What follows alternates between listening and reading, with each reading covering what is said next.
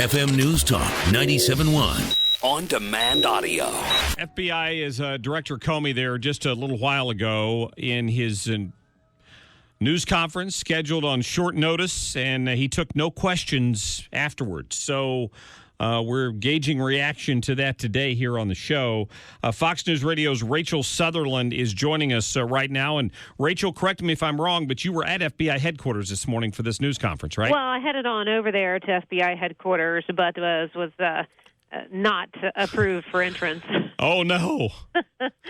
Well, in all fairness, Fox's Catherine Herridge was there, so it wasn't like Fox wasn't represented. They just had a very small room, I was told. Understood. So any reaction among even the press corps who was there? Because I wondered, I don't think anybody expected her to be recommended for indictment today, but this was a very unusual news conference. Yeah, at first, when the news came down that the FBI was going to hold a news conference, we weren't sure that this was it. We were thinking, well, if there's going to be an update, at first we were thinking, the Department of Justice would be announcing it. Maybe the FBI is announcing some kind of cigarette smuggling bust or something like that. But they're not saying what it is, so we all have to go over there anyway.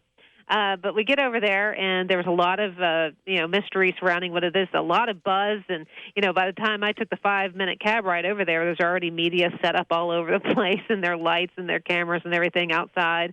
I returned back to the bureau and observed from here, and when the FBI director started listing some of the things that their investigation revealed, that there had been classified information known to be classified at the time it was sent and received. It was classified at the time, right? And that's different than some of the things we've been hearing. At that point, I was thinking, this may be a bad day for Hillary Clinton. But then he went on to say that they found no evidence that she should be criminally charged. They didn't find intent, I should say. They were looking for intent. And because they didn't find that, they didn't think she acted maliciously that would rise to a felony or even a misdemeanor. What the FBI is saying is they're not recommending criminal charges, that the Department of Justice filing kind of criminal charges against Hillary Clinton. I heard Brett Baer, one of your television colleagues, comment on that earlier, comparing it to the Petraeus situation. Well, here's how it's different than the Petraeus situation, and that's what Donald Trump said. Donald Trump immediately went on Twitter and said that the system is rigged. General Petraeus got in trouble for far less. But in our coverage, we had a Fox News legal analyst, Elise Wheel. She was commenting on the case of intent. When you go back to General David Petraeus, as part of his plea deal, prosecutors said his actions were knowing and deliberate. In this case, what Elise Wheel is saying is that there was no finding of intent here. There was sloppiness. There was mishandling. There was all of that. I mean, they are not saying that she did everything right, but they said that there were no charges that were appropriate to be brought. Understood, yeah. And then I think that may be what Brett had commented on earlier, that the interview with General Petraeus may have been what tripped him up in that particular case. Yeah, so clearly, they wanted to charge him with lying. I'm not sure that they actually did charge Petraeus with lying, but they certainly got him on sharing secrets with his mistress. Wow. Well, biggest news of the day, no doubt about it. And happy to hear that you felt the same way I did. I really thought, wow, this is not going the direction I thought it was going to, and then wham, he turns around on us. One of the more interesting days this year so far, aside from Trump gliding down the escalator. Yes, indeed. Rachel Sutherland with Fox News Radio, thanks for your time. Thanks. All right. Appreciate getting her on. Yeah, they sent her over there to cover the news conference, and they wouldn't let her in once she got there. So clearly, he wasn't planning on taking questions anyway. So I don't know if it mattered. We did put out a request to Catherine Herridge. I guess there's still a possibility we could hear from Catherine today. So we'll keep an ear on that.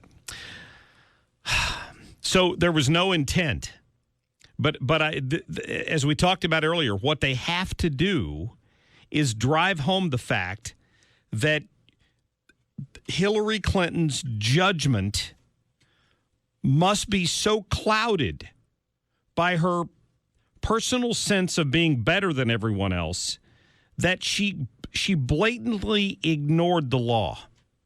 That's what happened here. She didn't think the law applied to her.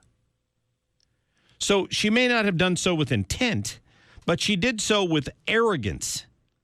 So maybe there's nothing they could have charged her with, but hopefully the American people will put her on trial in November. and say, how could you have been so stupid to not realize that these 110 emails that the FBI poured over and determined contained classified and in some cases top secret information should not have been sent on an unsecured server? And if that's your judgment, if that's the measuring stick against which we look at your judgment, you've scored too far down the poll to qualify to be the president of the United States. That's frightening.